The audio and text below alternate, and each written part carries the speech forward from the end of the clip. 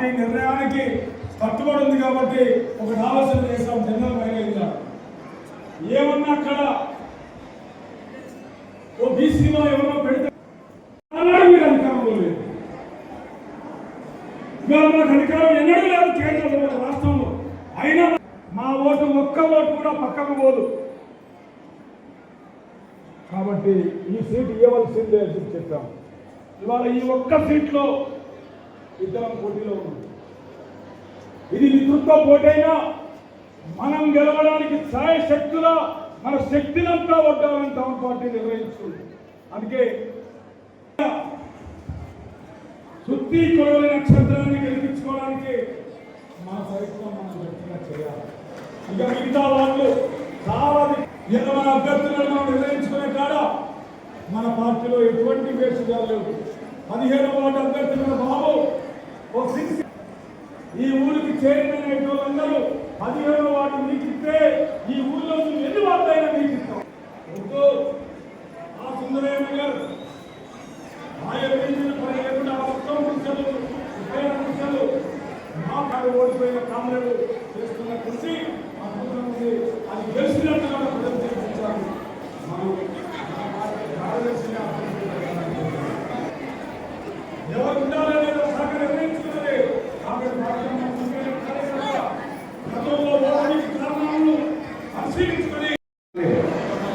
మొత్తం మానుకోట మున్సిపాలిటీలో నివసిస్తున్నటువంటి ప్రజలందరి సమస్యల మీద మన మున్సిపల్ కౌన్సిల్ సమావేశంలో గొంతెత్తి మాట్లాడతామనే విషయం కూడా అందరికీ తెలుసు. అందుకే ఇక్కడ ఈ 5 సీట్లలో సిపిఎంని గెలిపించడం అనేది అత్యంత ప్రాధాన్యత కలిగినటువంటి అంశం. మొత్తం మహబూబాబాద్ మున్సిపాలిటీలో ఉన్న ప్రజలందరి అవసరం అనేది కూడా మనం దృష్టిలో పెట్టుకోవాలి. ప్రజలందరి అవసరమని నేను ఎందుకంటున్నాను, అర్బన్ లోకల్ బాడీస్కున్న ప్రాధాన్యత ఇది ఒకప్పటి స్థానిక సంస్థలు కాదు. ఇవి అవి గ్రామ పంచాయతీలు కావచ్చు, మున్సిపాలిటీలు కావచ్చు, 30 ఏళ్ల కింద 40 ఏళ్ల కింద ఉన్న మున్సిపాలిటీలు గ్రామ పంచాయతీలు కాదు. 23 ఏళ్ల కిందనే పార్లమెంటు చర్చించి కొన్ని ప్రత్యేకమైన నిర్ణయాలు చేసింది మున్సిపాలిటీల గురించి, గ్రామ పంచాయతీల గురించి. ఆనాడు మున్సిపాలిటీలు రాష్ట్ర అభివృద్ధిలో, ప్రజల సమస్యల పరిష్కారంలో, ప్రజాస్వామ్యాన్ని పరిపుష్టం చేయడంలో, ప్రజలను భాగస్వాములను చేయడంలో అత్యంత కీలక పాత్ర పోషించిన ఆ అనుభవం దేశానికి అవసరము అని ఎవరో గారు చెప్పింది, సిపిఎం నాయకులు గారు చెప్పింది, ఆనాటి ప్రధానమంత్రి కాంగ్రెస్ పార్టీ నాయకుడు రాజీవ్ గాంధీ చెప్పిందనే విషయం మీ అందరికీ గుర్తు చేస్తున్నాను. ఎవరికైనా డౌట్ ఉంటే లైబ్రరీకి పోయి ఆనాటి న్యూస్ పేపర్లు తీసి చూస్తే హెడ్డింగ్ వార్తలు కనపడతాయి. ఇవే ఎందుకు చెప్పింది ఈ మాట? పూర్తిగా సందర్భవశాత్తు చెప్పిన మాట కాదు. లేదు సిపిఎం కాంగ్రెస్ కలిసి పనిచేస్తున్నందుకు కాదు. ఈరోజు సిపిఎం కాంగ్రెస్ ఈ మున్సిపాలిటీ ఎన్నికల్లో సీట్ల సర్దుబాటు చేసుకొని కలిసి పనిచేస్తున్నాం. కానీ రాజీవ్ గాంధీ ప్రధానమంత్రి ఉన్న రోజు కాంగ్రెస్కు సిపిఎంకు మధ్య ఉప్పు నిప్పుకున్నటువంటి సంబంధం. దేశంలో ఏ మూల ఎక్కడ, ఒక గ్రామ పంచాయతీ దగ్గర నుంచి ఒక పార్లమెంట్ వరకు ఎక్కడ సిపిఎంకు కాంగ్రెస్కు ఆ రోజు పొత్తు లేదు, సయోధ్య లేదు, స్నేహం లేదు, శత్రుపూరితమైనటువంటి వైఖరి ఉన్నటువంటి కాలం అది. ఆ కాలంలో జరిగిన పార్లమెంటు సమావేశంలో రాజీవ్ గాంధీ చెప్పిన మాటల్ని నేను ఇప్పుడు గుర్తు చేస్తున్నా మీకు. ఇవన్నీ చెప్పి ఏం చెప్పాడు ఆయన? భారత రాజ్యాంగాన్ని సవరించాలి అన్నాడు. ఎందుకు సవరించాలి? బెంగాల్ అనుభవాన్ని, కేరళ అనుభవాన్ని, వామపక్ష ప్రభుత్వాల అనుభవాన్ని మొత్తం దేశానికి పంచాల్సిన అవసరం ఉన్నది. ఇది దేశం ప్రజలు ఇప్పుడు కోరుకుంటున్నది అని చెప్పి రాజీవ్ గాంధీ ఆ రోజు పార్లమెంట్లో చెప్పాడు.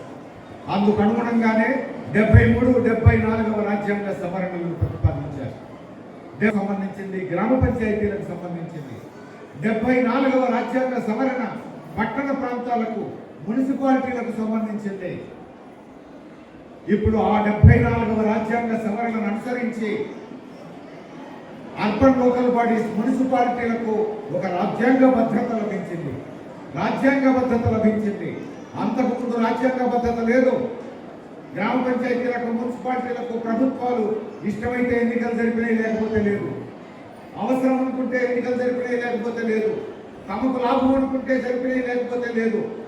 కానీ ఒకసారి 73, 74 రాజ్యాంగ సవరణలు వచ్చిన తర్వాత గ్రామ పంచాయతీలకు మున్సిపాలిటీలకు మున్సిపల్ కార్పొరేషన్లకు రాజ్యాంగ భద్రత లభించిన తర్వాత ఖచ్చితంగా ప్రతి 5 ఏళ్లకు ఒకసారి నువ్వు పార్లమెంట్ ఎన్నికలు ఎట్లా పెడతావో, అసెంబ్లీ ఎన్నికలు ఎట్లా పెడతావో, మున్సిపాలిటీ ఎన్నికలు, గ్రామ పంచాయతీ ఎన్నికలు కూడా జరిపి తీరాలి అని రాజ్యాంగం నిర్దేశించింది. భవిష్యత్తును నిర్ణయించే అధికారం ఉంటుంది అనే విషయం మనం గుర్తించాలి. మాన్కోట ప్రజల భవిష్యత్తును నిర్ణయించే అధికారం ఉంది.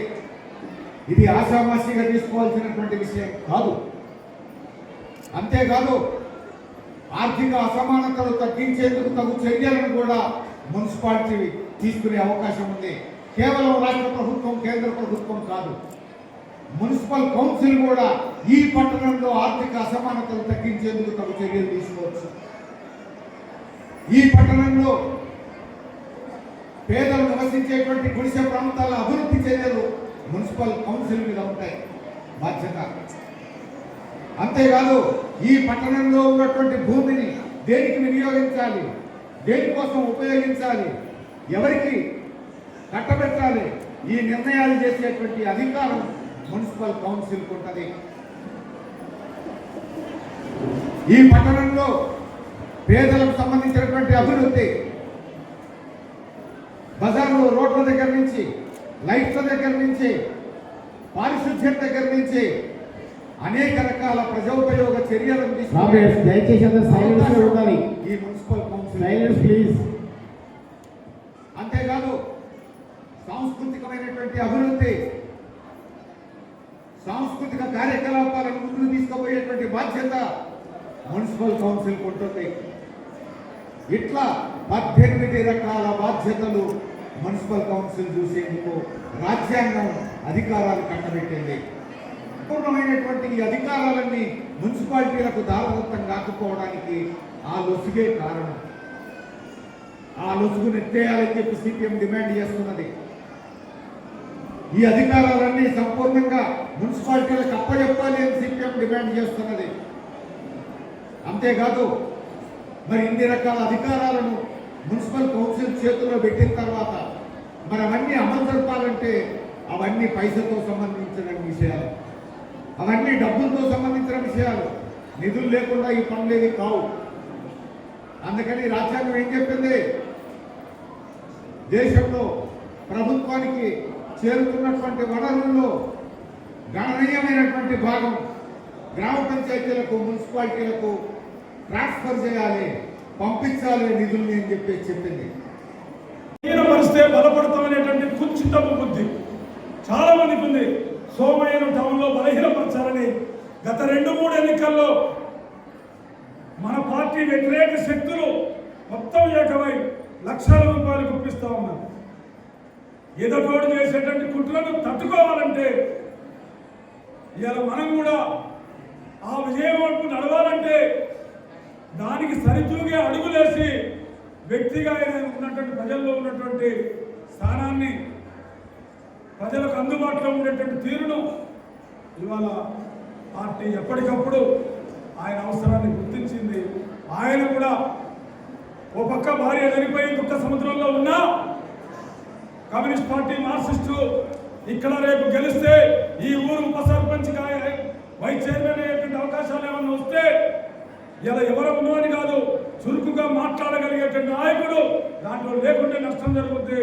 కాబట్టి నువ్వు ఉంటే మంచిదని పార్టీ అనడం, అక్కడ ప్రజలు కూడా ఆయనే మాకు కావాలనడం, ఇట్లా ప్రజాస్వామ్యయుతంగా 5 అభ్యర్థులు మనం పెట్టుకున్నాం.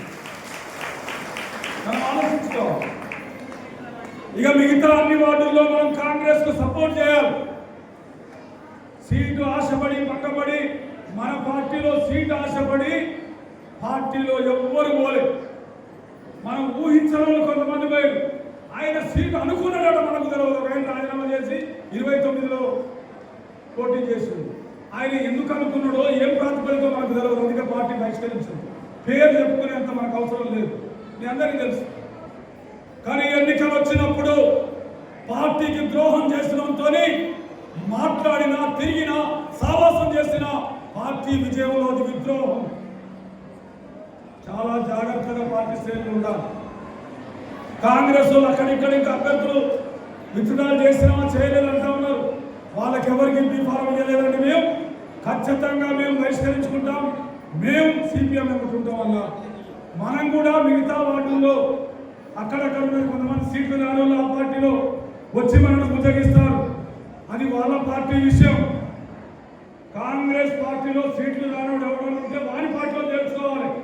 కానీ మన పార్టీకి ఎన్నికలప్పుడు ప్రేమ కానీ దేశం కానీ అవసరం లేదు. వాళ్ళతోని సావాసం చేసిన ఎన్నికల్లో వాళ్ళకు ఉపయోగపడేటట్టు మనం ఏమన్నా ఉన్నా మొత్తం కమ్యూనిస్ట్ పార్టీకి నష్టం జరుగుతుంది.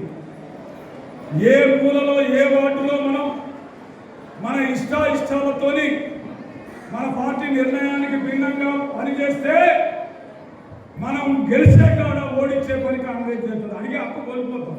అందుకే కాంగ్రెస్ వాళ్ళు రాకముందని నేను చెప్తా ఉన్నాను. లేదా కొన్ని చర్చలు చేస్తా ఉన్నారు. పేర్లు సాక్ష్యాలు అన్ని వచ్చినాయి నా కాడికి. మరొకసారి హెచ్చరిక చేస్తున్నా నేను, మన పార్టీ గెలవదని. అది అలవాటుగా మారింది. ఎందుకంటే ఈ ఎన్నికల